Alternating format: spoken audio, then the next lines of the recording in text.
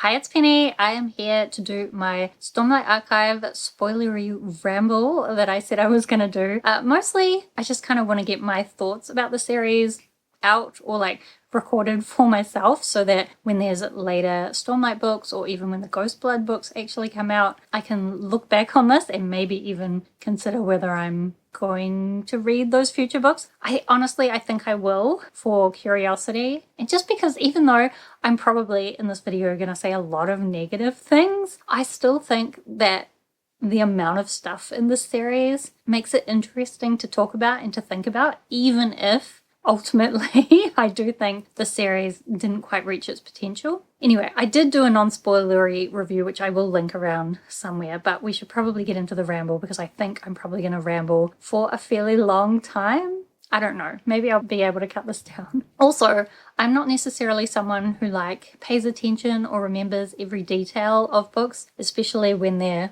part of a long series. So I'll probably get heaps of details wrong, and if you want to disagree with me in the comments, that's also totally fine. But let's ramble. I haven't really made any plans for this other than I have my iPad here and I have written a list of characters and different kinds of magic in the series, and I'm just going to talk about all of that and then we'll see where we get to. There's a lot of key characters that I've written down and a lot of different magical elements, so we got no shortage of topics. And I'm somewhat concerned because the first character I have written down, of course, is Kaladin, and I have a lot of feelings about his part of the story. Obviously, in The Way of Kings, I think it's such a key part of the book, and his story starts out so strong. It's so easy to become emotionally connected and to relate to his struggles. And you see him go from such lows to such highs. Well, maybe he never really quite reaches the highs or emotional highs, but he definitely is the hero of the story a lot of the time and achieves some really great things. And I think why The Way of Kings has done so well is because Brandon did such a great job in that first book of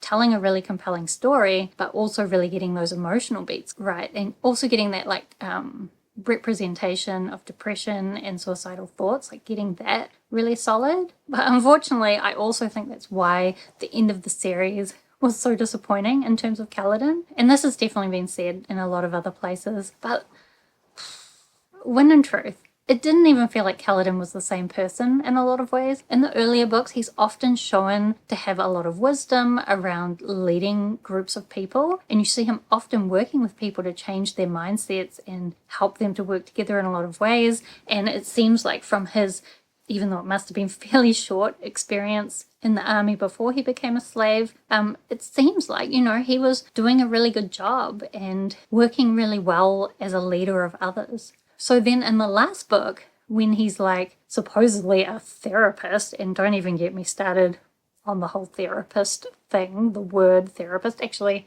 I'll complain about this later when we get to Hoyd. How about I do that? But he just it seems like all that wisdom that he displayed in previous books about working with different people and helping to change people's mindsets, it was all just thrown out the window. And instead of using any of that skill that he had displayed earlier, now he's just being a whiny baby trying to argue someone out of a severe mental trauma. And you can't argue people out of mental trauma, so the whole concept was just ridiculous. And then I think as well, the argument that he's trying to have, I found very frustrating. It was this argument and also the one that Jasnah has, or the debate that Jasnah has with Taravangian in Wind and Truth. I was really frustrated because they're having this debate, and I'd always be well, the point you need to make is this. This will make your point. And the point that I was always thinking was never a point that was made. I can't tell you at this point what exact points were being made and what point I wanted made, but it's really frustrating to be reading or listening in your mind, I guess, to people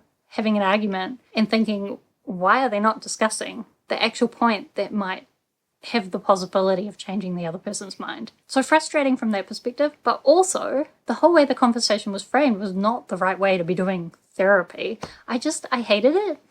I hated it. And I also feel like in Wind and Truth, a lot of Kaladin's mental issues or the way they were dealing with it felt more like someone who was suffering burnout from work.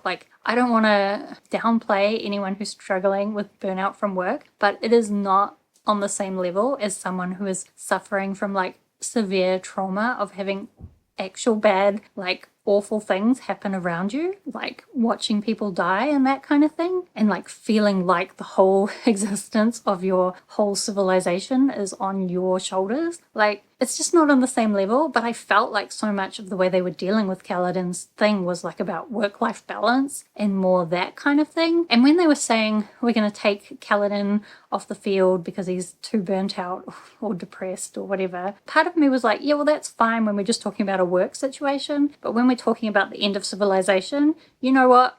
Even if you're burnt out, if you're the best person for the job, you should probably still be doing it. And the argument was that, you know, mentally, he isn't the best person for the job at the moment. But then the rest of the plot, actually, I think I'm mainly thinking about Rhythm of War at this point, right? Am I? Am I getting confused already?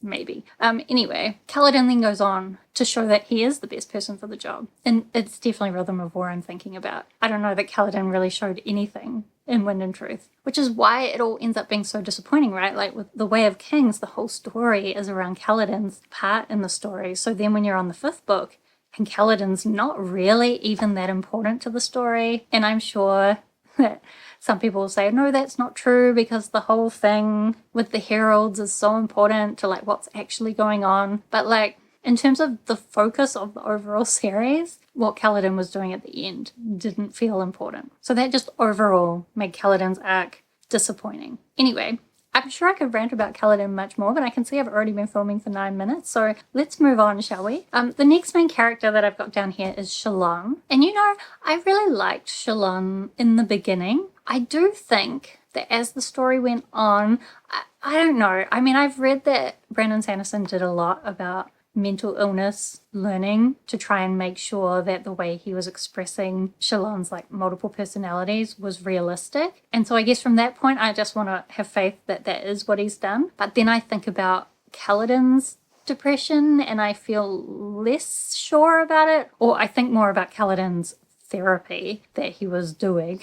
And I think, I don't know. I do definitely think Shallan's story got very repetitive. Although I really liked, it's the 2nd book, right, where we get her backstory. Yeah, Words of Radiance. And I really liked the way that was revealed, even though it was very dependent on memory loss, which is something I generally hate in stories when we're like, oh, the character's just forgotten this, but don't worry, they'll remember it at a time that's convenient for the plot. And then when he did that again with Dalinar in Oathbringer, I just hate it. And then he also did it in The Frugal Wizard's Guide to Medieval England. And is there also an element of it in The Sunlit Man? I've forgotten at this point. But I think in Words of Radiance that plotline was still okay, but any other time it was frustrating to me. I guess the other thing with Shallan, so like with her light weaving in the beginning, I really loved it. And when she starts kind of having this whole thing with Veil, even though I was infinitely frustrated with her again for making so many bad decisions all the time, I really enjoyed kind of like the adventure she was having with it. When Shallan's story started going downhill for me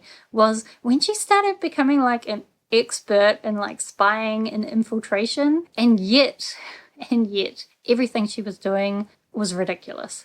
Like always with all these schemes and plans, or like lacks of plans, I think is the problem. Like there's a part, again, I don't remember Rhythm of War, Wind and Truth, maybe Wind and Truth, where her and her group are like spying on these other people and they're trying to work out how they're going to get in and see what's happening, and she just decides to like walk up and like fake her way in, and it's so unrealistic. And I'm actually really worried about Ghostbloods because of this. Like all the stuff with the Ghostbloods felt not to me like a realistic way that a criminal organization would run. I don't feel like any of the spying and schemes are the kind of things that would work in real life. But also they just don't feel properly thought out or believable. And I expect that there's going to be a lot of that in the Ghostbloods because, of course, Shallan's, you know, all of this comes from what she's doing with the Ghostbloods. And I wonder if the problem is, like, in the beginning when you're introduced to the Ghostbloods, you're just getting, like, a lot of mystery and there's a lot of details you're not seeing. And so then it just seems like, oh, it could be a dark and mysterious criminal group, aren't they cool?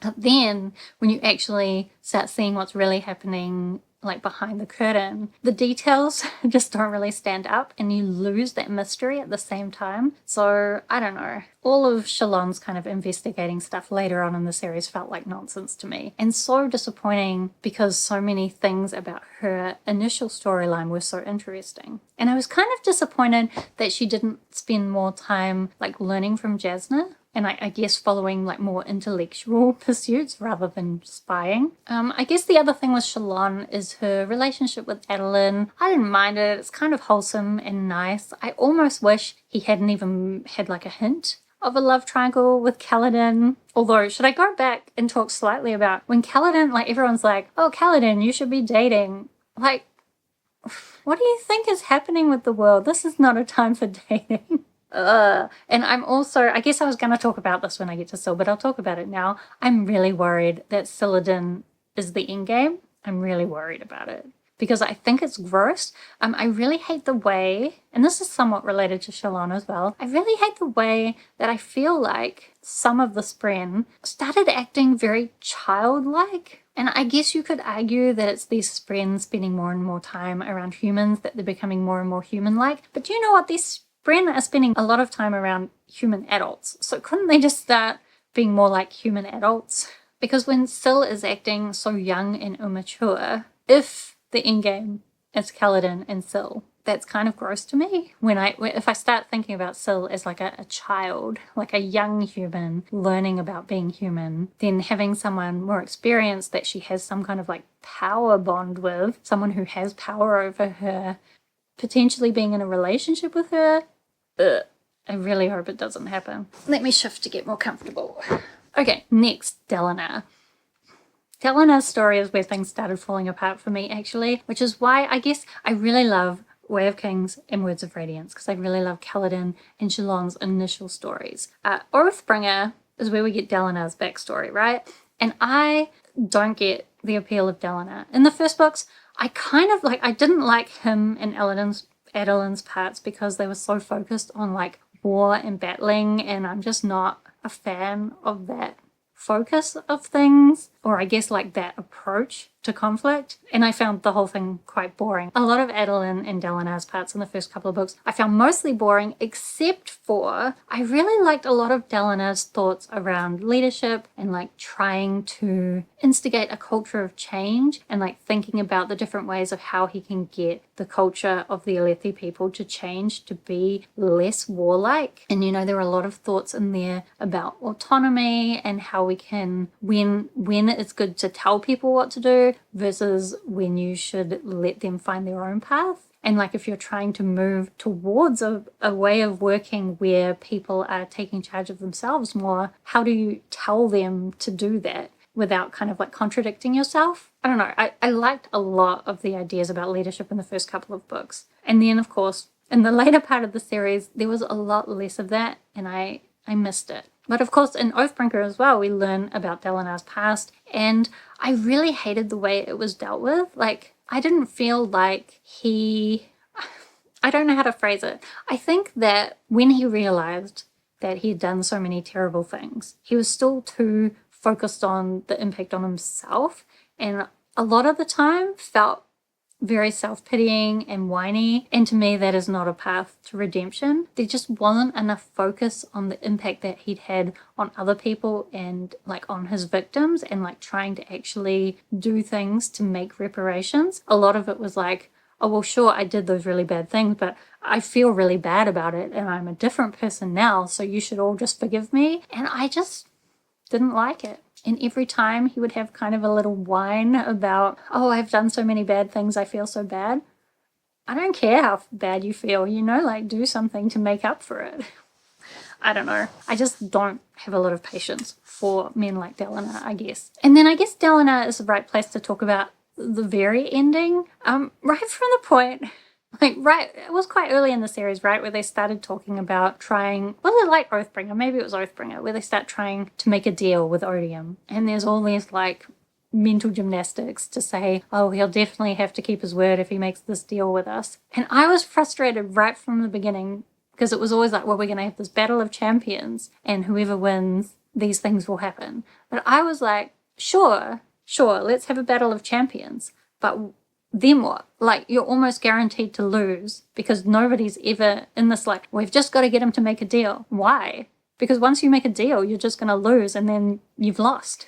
So unless you have a plan to win this Battle of Champions, you would actually be better to not have this deal and to just, like, keep trying to stretch things out and put odium off in other ways. Why are you trying to come to an end of the war in a way that you know you're going to lose or that you're likely to lose, when in other ways the war doesn't seem like you're necessarily losing? It seems like you could just keep stretching things out.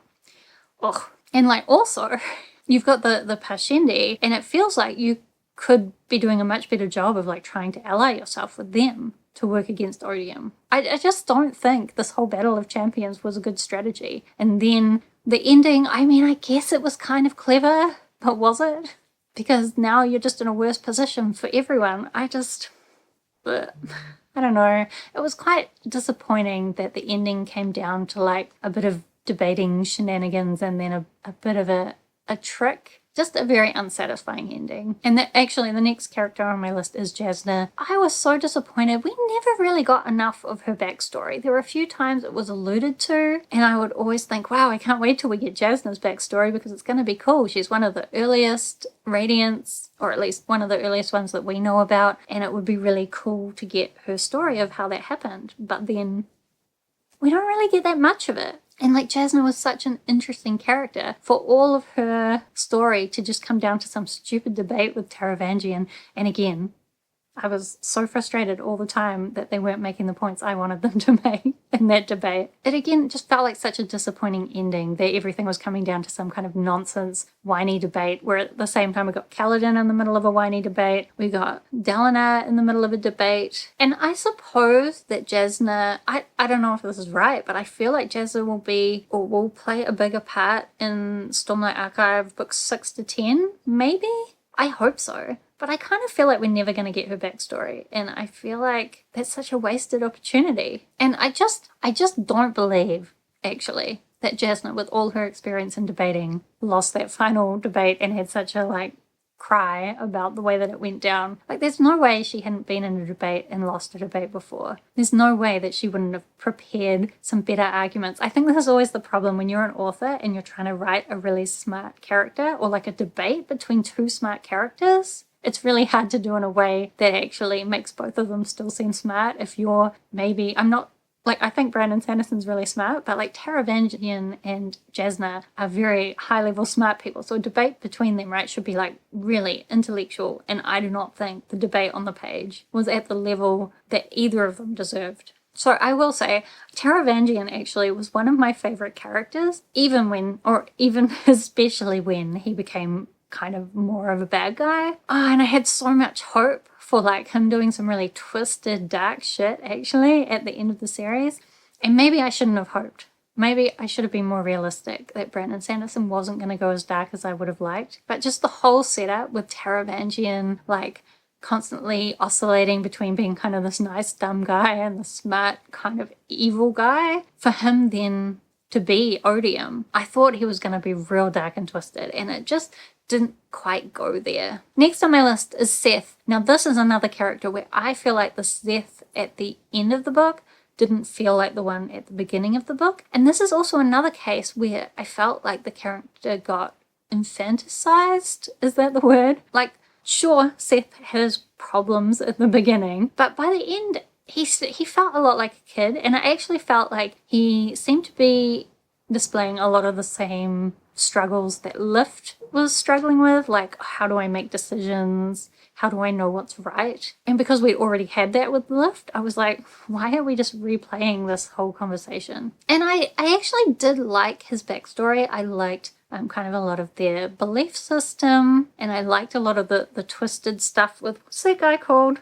That Herald guy that was doing surgery on the Spren. I've forgotten his name. But anyway, I really liked this whole idea of Szeth and his people working for someone and not really knowing who, and slowly learning about that and kind of being manipulated. And again, I just wish it had gone a little bit darker. But also, it just felt quite inconsistent to be giving us the story where Szeth was kind of like standing up to something that a lot of people previous to him hadn't stood up to, like really taking a leadership position, both like a leadership role, but also like an intellectual leadership position where he's thinking things through and not just willing to go along with the crowd. So for him to be that person, to become that person through his backstory, and then his current self to be someone who's like not comfortable making decisions at all and kind of following this prescribed quest that he's been given, I just didn't really buy it, didn't really enjoy it. I guess like each of the little battle puzzles that he was doing for each of the different Shardblades, like I kind of liked the puzzles. It was kind of classic Sanderson. It was fun, but it was just that whole, I don't know,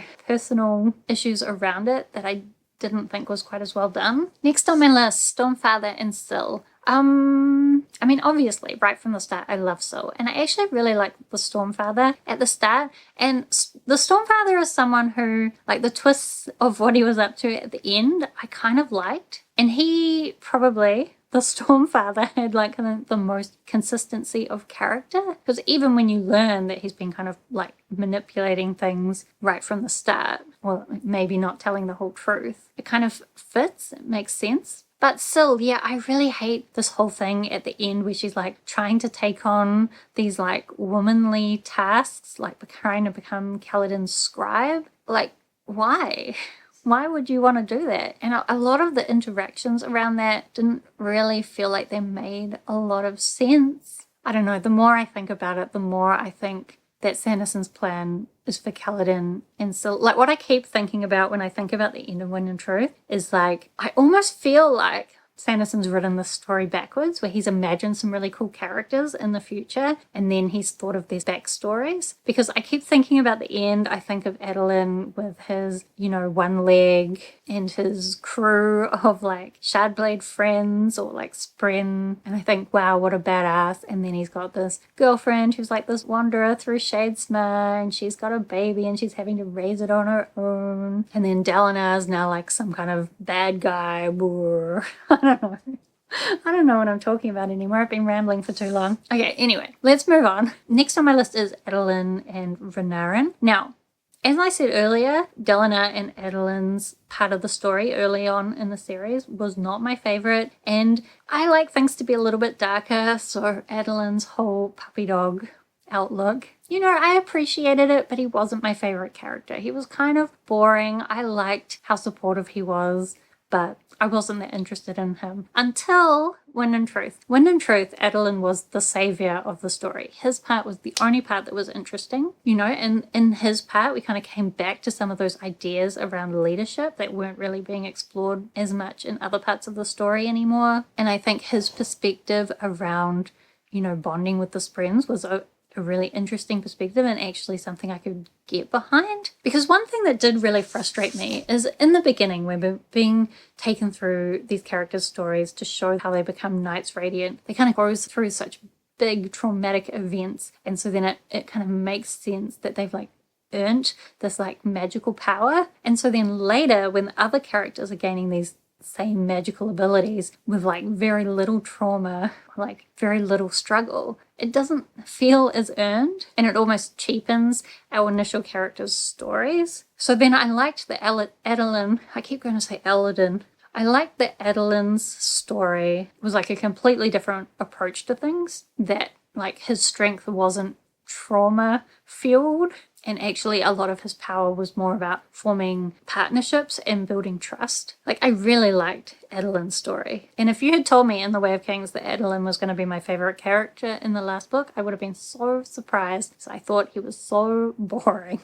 Then, of course, his brother, Renarin. I was really disappointed that more wasn't done with his powers. Like, I felt like in Rhythm of War, especially, I think, that we were being set up for Renarin's abilities to play a much bigger part. This whole thing where Odium couldn't see things around Renarin because Renarin had the ability to affect things, in a way that Odium couldn't foresee. Like, I thought that was going to be really interesting, and I kind of liked the way that Renarin was seeing possible futures. And I thought that was going to play out in a much bigger way. And I wish we had gotten more of kind of this idea that Renarin had seen possible futures that were really dark, and kind of the trauma that had put on him, like the experience of that. I thought we were going to get more of that. And instead, we kind of got this lackluster love story. Now, I know that some people really appreciate that he put in that queer representation into the story. I know a lot of people didn't expect that from Sanderson. And I don't know if I believe that that was the plan right from the beginning or not. Part of me keeps thinking about Venli and thinking, was she actually planned for Relaine? Is that how you say it? I don't think I've ever said that name out loud before. Because a lot of Venli's story kind of felt like it went nowhere. And I thought that was the direction we were going. But maybe that's my own prejudices. I don't know. But I don't know. I mean, I don't really care for most of Sanderson's romances, so I guess I shouldn't be surprised that I didn't care about this one either. It just kind of felt like it came out of nowhere. I wish we'd seen more interactions between them, like more build-up. Of course, whenever I do love romances, it's always the very slow burn romances where we really see the partnership being built over a long time. So that's why I don't really care about Adolin and Shallan. Maybe I can kind of get on board with Navani and Dalinar, except that I don't like Dalinar. I don't like Kaladin and Syl, if that's a thing. What other romances do we have? Oh, Jasnah and Hoid. Obviously, I hated that one. Not just because I hate Hoid. Also, I always hate age gap romances, of which that would definitely be one. I don't know. I just don't think Sanderson can write romance. Maybe I bought into Vin and Eland. Oh, I don't know how to pronounce his name at all. I don't know. I just don't want romance from Sanderson, actually, is how I feel about it, because I don't think he's ever going to write a romance that I'm going to buy into. Anyway, the summary is, I wanted something different, something more from Renarin's story. I wonder as well if he'll play a bigger part in the second half of Stormlight Archive. I guess I can hope. Because I should also say, so Renarin is a truth watcher. I have done the personality test, and I am also a truth watcher. So to have the only truth watcher in the story not play a really big part, when I think that is such a powerful power, it's just disappointing, right? Okay, next on my list is Navani and Gavinor. Now, Gavinor? Oh, yeah, I'm looking at the way I've split this, and I don't understand my logic. Gavinor, Gavilar. Now, I've written those down right next to each other, and I'm doubting. Gavilar is the husband, right? Navani's husband, ex-king, and Gavinor is the child? I think so. Okay, so I really love Navani, actually, and I didn't mind Gavilar. Yeah, I didn't mind him. I kind of thought he was an interesting kind of villain, not villain, and I had mixed feelings. I think it's at the beginning of Rhythm of War, right, where we get Navani's perspective of the assassination night, and she's like so covering for him all the time and all the admin tasks of the party. It was a little bit mundane, but it was interesting to see her perspective of her husband. And I'm kind of disappointed we didn't get more of his story. I do wonder if we'll get any hints of it in the Ghostbloods books. Maybe? Because it almost feels like with everything that Gavilar was doing and the people that were working with him, that there could be almost a whole like Stormlight Archive prequel that could be written to give us some more of that part of the story. I don't know. Anyway, I did really like Navani. In Rhythm of War, I liked her little kind of science experiments. I did feel like it didn't always feel logical to me. She would take like these big leaps and it wouldn't be properly explained what her scientific process was to work out that was the next thing she was going to try. I'm also still struggling about the concept of singing notes out of phase with somebody else singing a note.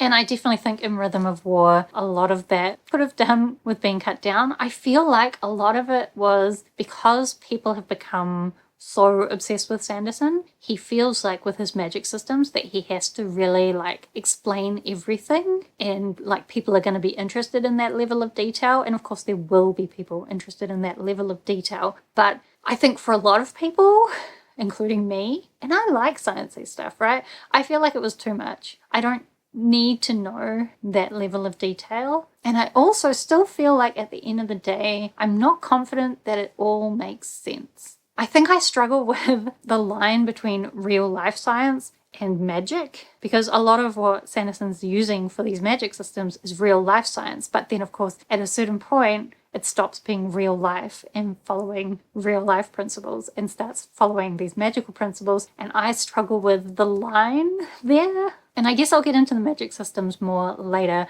but the thing is, well, I think it's cool that in every book he takes the magic a little bit further and extends it more. A lot of the Stormlight, Towerlight, Voidlight stuff just got a little bit ridiculous for me. Like, I'm not confident it made sense. And even if it did make sense, I don't know if we needed that level of complexity going on. Like, I don't know, did it really add that much to the story? It felt to me still like we're setting up for later era books. And I think in the series in general, there are a lot of things that I think were introduced purely because they're going to play a part in later era books. And I don't think they added anything to Stormlight Archive Era 1. And for that reason, I don't think they should have been in Stormlight Archive Era 1. I think these books, some of them, especially the last one, could have been a little bit shorter and just tell us about that stuff later. Although, should I ramble into the whole thing where the wind and the wind, the stone, and the night got introduced in the final book and it felt like it came out of nowhere? So maybe I'm contradicting myself sometimes. Anyway, let's go back to talking about different characters. Next on my list is Elika.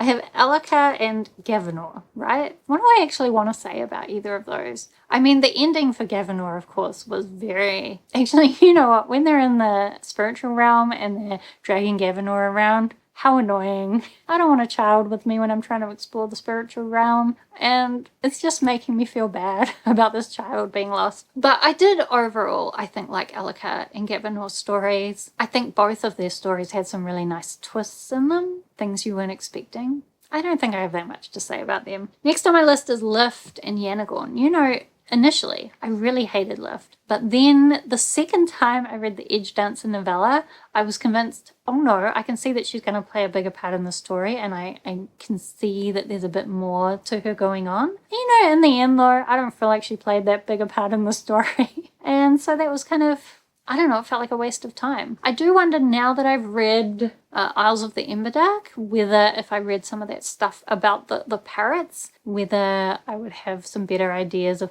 who exactly those parrots were or like what they were. And I guess I think it's also interesting, this idea that Lift really struggles with her Edge Dancer abilities, and there's now other Edge Dancers who are much better at using them while Lift is still struggling. But it also is a little bit frustrating because she's the first Edge Dancer we're introduced to, and so then it feels like she's kind of a special case. It's the same thing I was talking about before, right? Where the initial Knights Radiant that we're introduced to, it feels like them becoming a Knights Radiant is something that they've really struggled to achieve. Oh, it's windy outside. I hope you can't hear it. It feels like it's something they've really struggled to achieve. And then we haven't seen these other people's struggles, or these other people are now even better at using their powers than the ones we did see struggle. And it just, again, makes things feel unbalanced, unearned. I wonder, is Lift another one that's going to play a much bigger part in Era 2? Maybe. Oh, and in terms of Yanagawn, I actually really liked his journey. Like, in the beginning, when we meet him, he feels like a kind of a minor nothing character. And then later on, you can see him really having learned to fulfill a role really well. And I think the scenes with him, and again, of course, with Adolin at the ending, we were learning a lot more about leadership and strategy. And I do like the parts of these books which manage to talk about those elements. So Yanagawn can stay in the story. And I kind of liked his whole empire and a lot of the ideas that were explored around bureaucracy, and that maybe it isn't always as bad as it seems. Okay, next on my list is Ishonai and Venli. I am still kind of mad that Ishonai died because I thought like she was one of my favorite characters, and just the things we learnt in the Way of Kings, right? I always think it was Words of Radiance, but I think we actually learn some of her story in the Way of Kings. Anyway, I love Ishonai. I love her story, and I was just really bummed that she didn't get to play a bigger part going on. Of course, then we get Venli kind of as her replacement. And Venli, again, I felt had a lot of potential, and again, that potential to be quite a darker element of the story that never really went anywhere. Like this whole thing where the Parshendi do actually turn on Odium and they work with the Windrunners in this kind of scheme to make sure we can keep that area. Like that was fine, but it it kind of felt like plot filler, and we did not need any plot filler in this. Like the whole thing where Odium, had trickily added this element into the deal where if he took over anywhere in those 10 days, he would then get to keep that whole area ongoing. Like, sure, that was kind of interesting, but given how much other stuff was going on in this book, it kind of felt like a distraction. I don't think it added anything much of value to where we got to at the end of the story. Next on my list, I guess I have all the other Parshendi kind of people. I got Leshwi, Raboniel, Relaine. I don't actually know. It's taken me so long to get to doing the spoilery ramble. I don't know if I have anything to say about Leshwi and Raboniel. Probably just more of the parts of the story where I thought they could have been interesting stories, but they didn't fit in this story very well. I honestly think a lot of these stories that Sanderson put into here could have been pulled out and put into another story and it would have been better. And this could have been shorter. Maybe that's not what everyone wanted. Maybe that's not what Sanderson wanted to write, but maybe that's what I would have liked. I'm trying to think if I have anything else to say about Relaine. I really cannot pronounce that. I'm a little bit frustrated that in the end he felt mostly like just a sidekick to Renarin, whereas if I think about what character development I would have liked for his character, it would have been for him to be taking, his own path and becoming much more of his own person, or being like a bigger bridge between the two groups of people. I don't know. I think it's another plot thread where I feel a little bit disappointed in where it went. Oh, which next on the list we have Moash. Where was the ending for his story in this first era? Where was it? I felt like this whole story we were being set up with Moash being like the opposite to Kaladin, and something big was going to happen with that. It didn't happen, right? I didn't just forget it. Nothing, like it was so disappointing. And also, a lot of Moash's whole idea about what he wanted for Kaladin, like Moash's betrayals in the earlier books, devastating. And the way that was written, like it made so much sense for his character. And you were just like, every time he would like betray the Windrunners, you'd be like, oh, Moash, what are you doing? But also understand his perspective about why he was doing it. And then later on in the book, I feel like he's just become kind of this more stereotypical bad guy where a lot of his justifications are just like, I want Kaladin to suffer. And it didn't always make a lot of sense, or it wasn't explained enough. Like I don't know. I'm sure that lots of people would disagree with me, but I guess what I actually wanted was a redemption arc for Moash. And I wanted some kind of like intermediate position where he wasn't just written off as a bad guy, but it was never accepted that anything he did was good either. And I guess Moash is another one where I wanted him to be the bridge between the two people, between the Parshendi and the humans. I wanted some way to be found for there to be peace between those two peoples. And I guess there was a little bit with the whole Venli thing, but I wanted a bigger peace is what I wanted. Maybe I'll get it in Era 2. Maybe I will. But I feel like Sanderson just wants Moash to be just a bad guy, and I instead want him to be something more. This is what we always come to when you and the author want something different, then you are going to be disappointed. I guess that's another example where things happened in the beginning of the series that was so strong, and then the ending disappointing.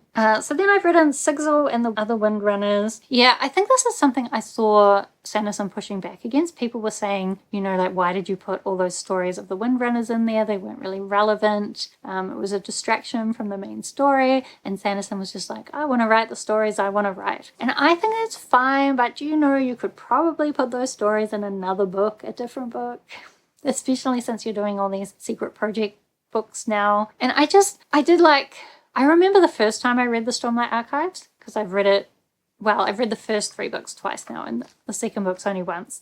And I've read most of the other Cosmere books twice, except Mistborn Era 2, which I'll never read again. That's a different story. When I first read Stormlight Archives, I was really disinterested in the Windrunners. There were too many characters. I couldn't keep track of who they all were. I just didn't really care. And when they all started getting powers, it was that thing where it was like, now I just feel this is unearned, and it's like taking away from everything that the main characters have gone through, and I just felt very meh about them.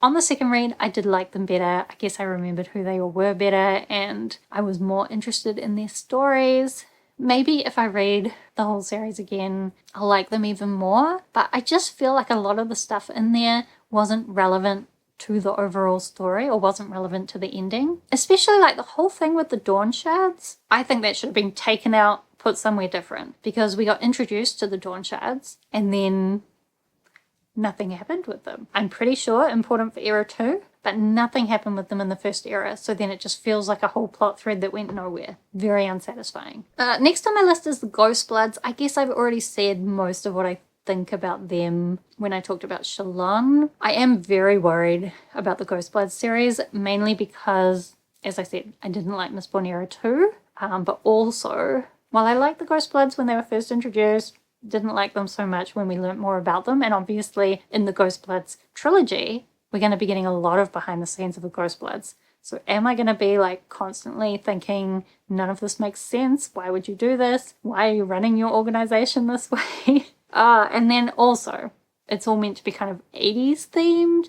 I'm an 80s girl. I was born in 1980, so you would think I would love that. And I can think of a lot of things that have leaned into that 80s theme that I have liked. I just feel like Sanderson's going to do it in a tacky way, and I feel like he's going to lean into that humor in a way that's not going to be pulled off for me. You know, early in the series, I really loved Sanderson's humor, just the like little sprinkle of it. It felt very genuine and it fit with the world and with the characters. And then later on, and also in Mistborn Era 2, I hate the humor. It just always feels like it's taking away from the story and like it doesn't fit well. And I really think that's what he's going to do in Ghostbloods. I don't know. Do you know, I'm pretending like I'm still deciding if I'm going to pick up Ghostbloods or not, but I'm definitely going to pick it up because I won't be able to help my curiosity. But I have big expectations of disappointments, to be honest. Anyway, then as well, we have the Bright Lords. So we have like 10 of them or something. Honestly, just too many.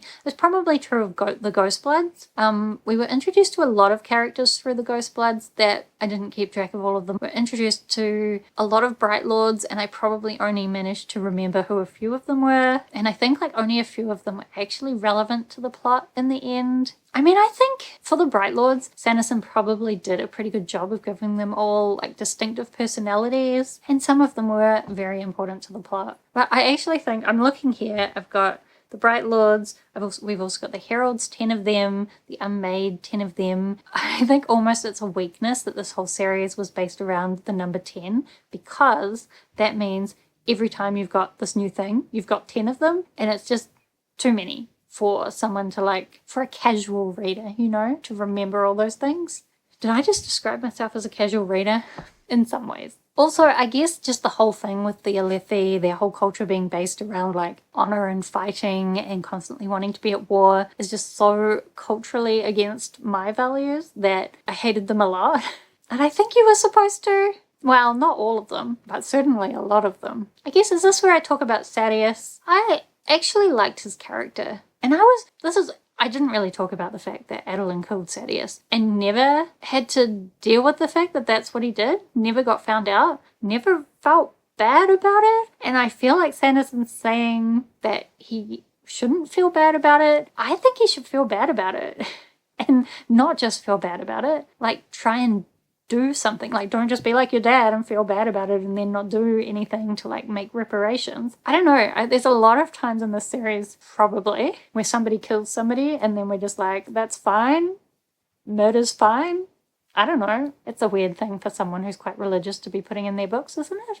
Okay, next on my list is Taravangian and Fen, but I think I already talked about Taravangian. And I don't know, do I have much to say about Fen? Probably just that she was another of these like excessive characters. Probably she played her part, and maybe she's going to play a bigger part in Era 2 given the whole situation with Odium. Maybe. Then next on my list is Hoid, and I have talked previously in other videos, many videos, about how much I hate Hoid. I think he really epitomizes that thing where I don't like the direction Sanderson's humor is heading in. I actually liked Hoid when he was just like a tiny mention in all the different series, and you'd be like, oh, there's that Hoid guy again. And then I didn't mind him when he was Wit, and it was just like, he's there, just like in the other books. He's just there floating around. We know he's a bigger, important guy. And I didn't mind some of his interventions into the story. I really liked that story about the dog who wanted to be a dragon. the best little story. Did I like that Hoid told it? Probably not. I just thought Hoid was an annoying guy most of the time. I don't get why anybody trusts him. Oh, and I've just remembered there was a part in Wind and Truth where I started wondering whether we're actually following the bad guys and somehow being convinced that the bad guys are the good guys. And Hoid's part in that is part of what made me think that. Like, I'm not convinced that Hoid is the good guy, you know? And I didn't understand why anyone was trusting him. I didn't understand why he would be having a relationship with Jasnah and why she would even be going along with that. I didn't really, like, why are we suddenly taking this random guy's advice about how to make a contract for a Battle of Champions with this godlike creature? Why are we doing that? And then when it works out that he's made a mistake around that, why are we still listening to this guy? I don't want any more Hoid, to be honest. But I think we're going to get a lot more Hoid. So, oh no.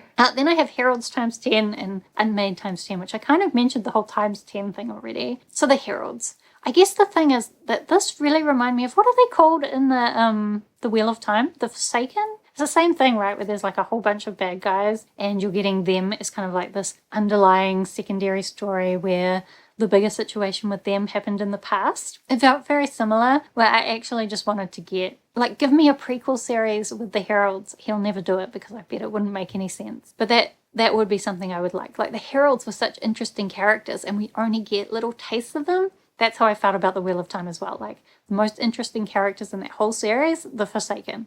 And why don't we get their story? Like, we get a little taste of it around the other story. But, how annoying. I did really like the bit where it worked out that What's-Her-Face was Shallan's mum and that it was actually her that caused this whole thing to come about. I can't remember any of the correct words to be using for this. I like that twist. I didn't see it coming. I know some people had seen that her being Shallan's mum.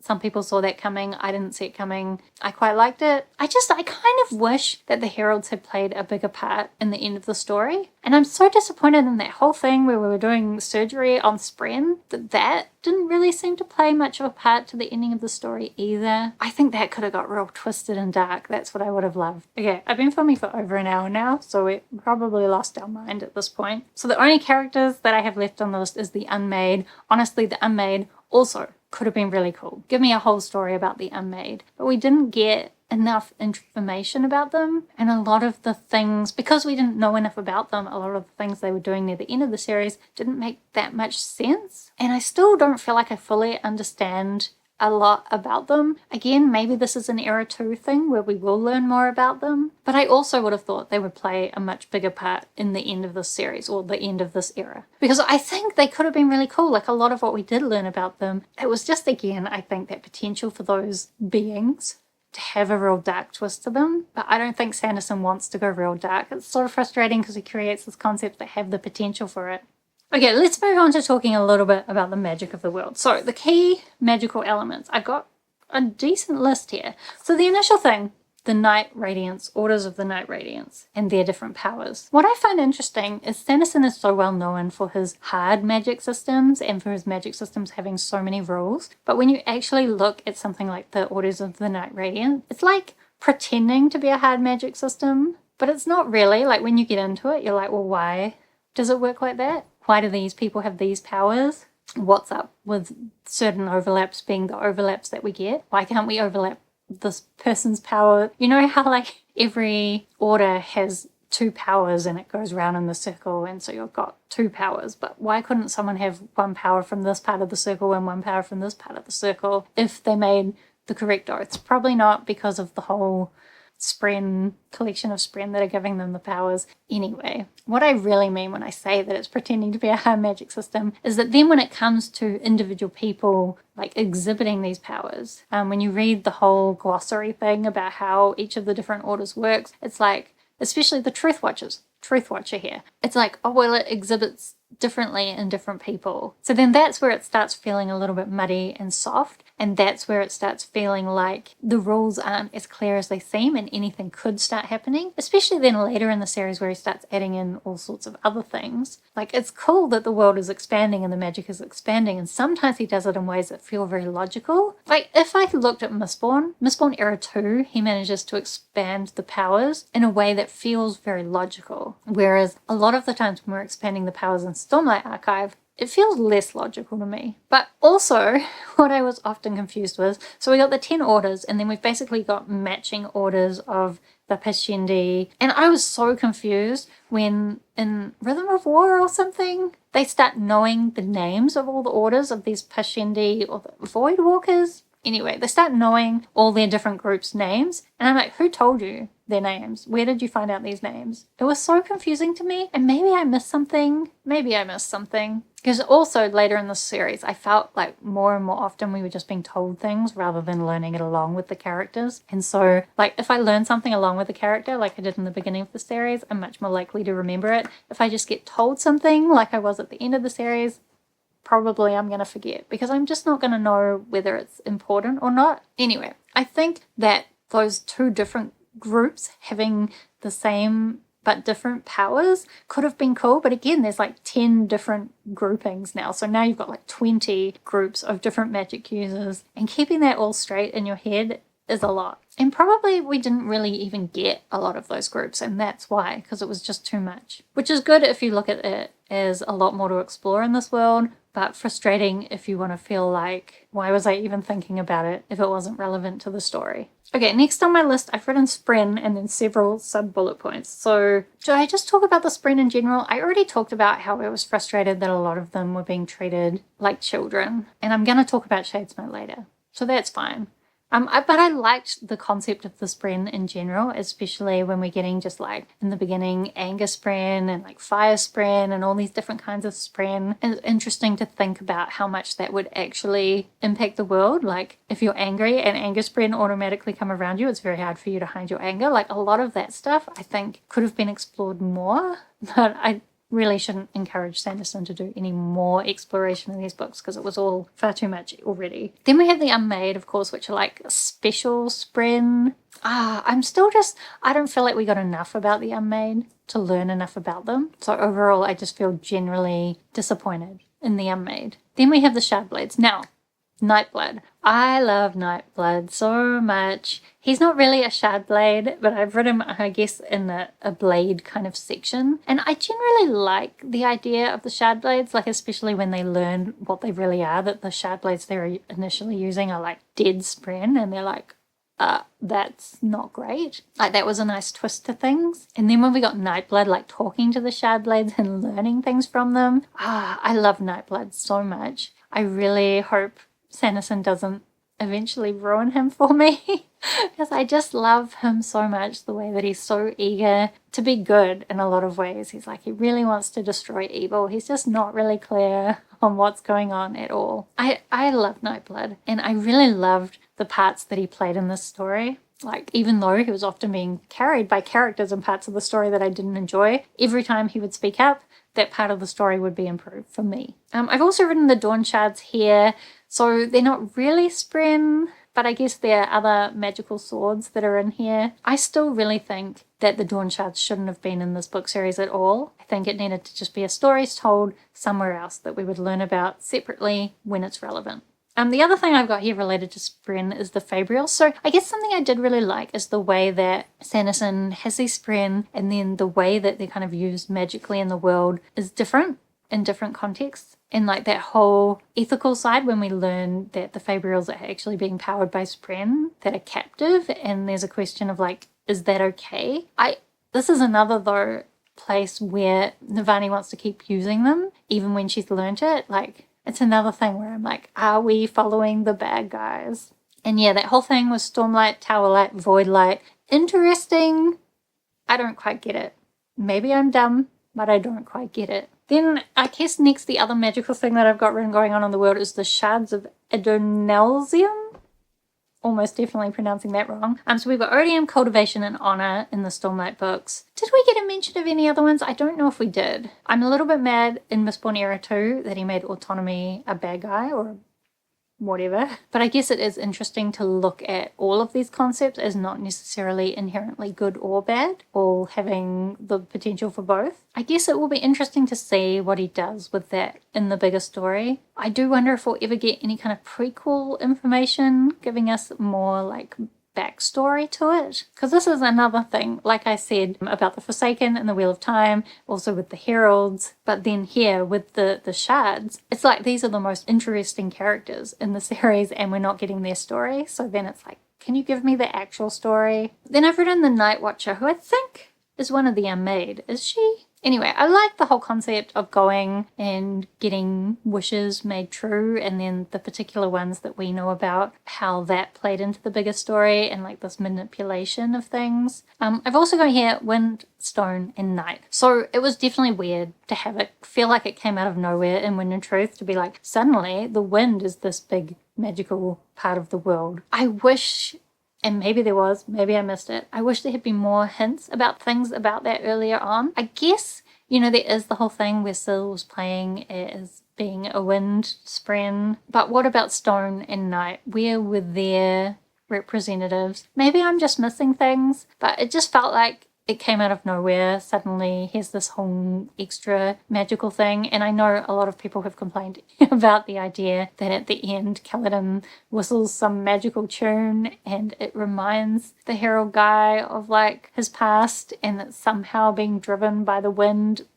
Ugh. I don't know, I feel like we introduced this new concept of the wind, the stone, and the night having been these like key magical components of the world previously, and then it wasn't really that important to the plot. Why was it introduced at all? But I do have some suspicions that it might be important for our bigger story of the Shards and Adonalsium, or whatever went on with that. So we'll see. Then lastly, the only thing I have written here is the different realms. So I liked the idea of the different realms before we went to the other realms, like the idea that we have the physical realm, the cognitive realm, and the spiritual realm. And when the cognitive realm was just a bunch of beads representing different concepts, I liked it at that point. I thought that's cool, right? To have like a completely different visualization of the world, or like representation of the world, but it's still just all these concepts that we have in our world, that we have the physical part of it, but then the conceptual part is in this other realm,